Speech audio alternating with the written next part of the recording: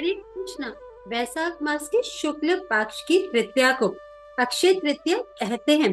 पौराणिक ग्रंथों के अनुसार इस दिन जो भी शुभ कार्य किए जाते हैं उनका नित्य और अनंत फल प्राप्त होता है।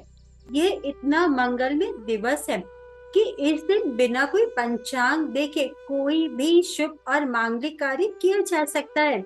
यह बहुत बहुत बहुत विशेष दिन है। क्यों? क्योंकि इस दिन किए गए किसी भी शुभ कार्य का फल निरंतर मिलता रहता है। अक्षय तृतीया एक ऐसा विशेष और शुभ अवसर है जिससे कई सारे प्रसंग जुड़े हुए हैं।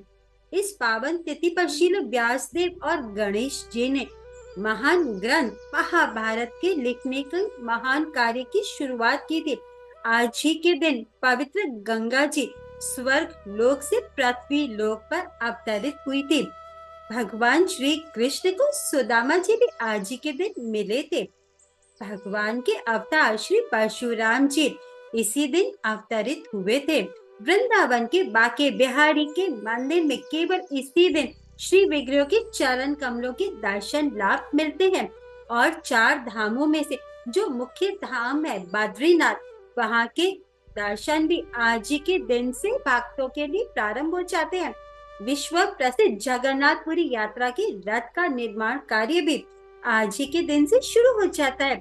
इस दिन जप, हवन, पूजा और दान देने का विशेष महत्व है।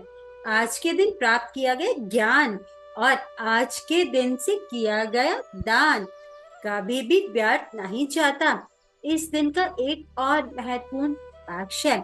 वैशाख मास के शुक्ल पक्ष की तृतीया के दिन 21 दिनों तक चलने वाला चंदन यात्रा महा उत्सव भी प्रारंभ होता है।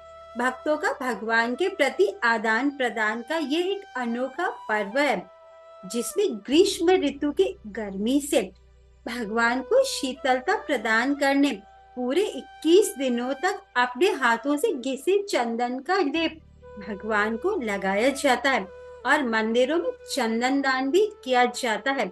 श्री कृष्ण तो परम पुरुषोत्तम भगवान है, वो आत्मा राम है। वह किसी भी प्रकार की सुविधा की देखिए उन्हें तो कोई आवश्यकता ही नहीं, लेकिन फिर भी भक्तों के लिए तो भगवान सब कुछ है। भगवान तो उनके प्राण हैं, उनके परम मित्र हैं। उनके लिए किए गए सारे कार्यों का उद्देश्य केवल एक ही होता है, भगवान की प्रसन्नता और संतुष्टि।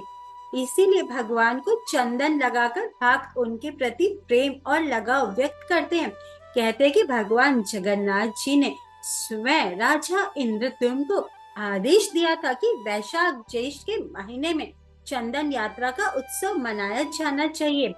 आज भी जगन्नाथपुरी धाम में भगवान के उत्सव मूर्तियों को पास के सरोवरों में नौका के लिए ले जाया जाता है।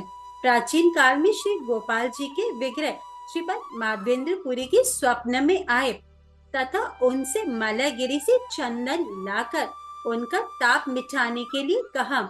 यह उदाहरण है कि किस प्रकार भगवान अपने प्रिय भक्तों को उनकी सेवा में संलग्न होने के असंख्य अवसर प्रदान करते हैं।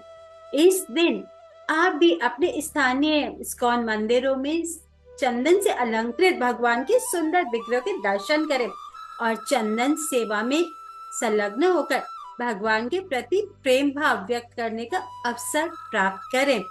आइए अक्षय तृतीया और चंदन यात्रा के इस अति अति अति शुभ और कल्याणकारी दिन इस भौतिक जगत के भीष्म ताप से मुक्त होने नित्य भक्ति द्वारा भगवान का शीतल आशय ग्रहण करने के लिए उनसे प्रार्थना करें, जिससे हम भी भगवत प्रेम के महासागर में तैर सके। आप सभी को एक बार फिर से अक्षय तृतीया और चंदन यात्रा की हार्दिक हार्दिक शुभकामनाएं। हरे कृष्ण।